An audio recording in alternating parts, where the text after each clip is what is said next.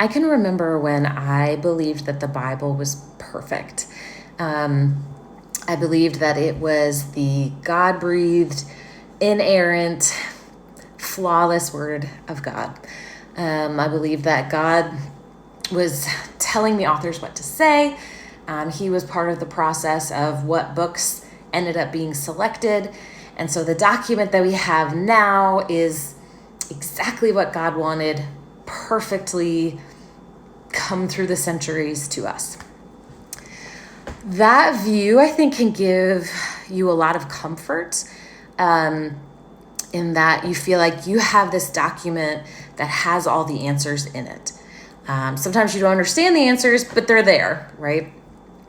And I think it can also be a way to foster some cognitive dissonance about the more upsetting parts of the Bible.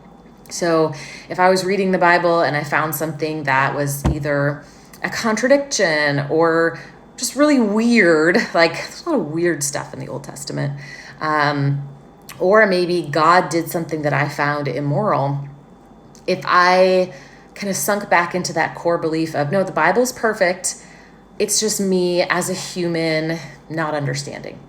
I think it allows you to kind of shut down those questions for a while. The problem with believing in the perfect Bible is that I think it's susceptible to collapse pretty easily.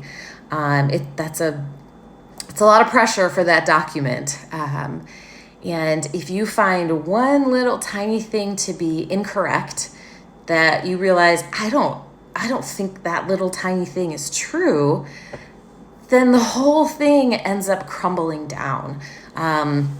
Because like for me, I believed the entire Bible was completely true. And so if I came to the conclusion that even just one part of it wasn't true, I had absolutely no framework for deciding, can some of this be true and some of it not be true? Because of that belief that I had, it was all or nothing.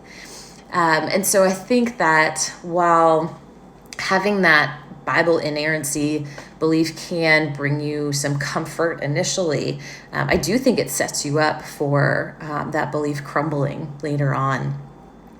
I'm not sure if that's how you all had viewed the Bible, but if any of you had a belief that was a little bit more loose than mine, that some parts of the Bible were true and maybe some weren't, or that it wasn't perfect, I would love to hear about it, because that definitely wasn't my experience, and I'd be really interested to hear what yours was.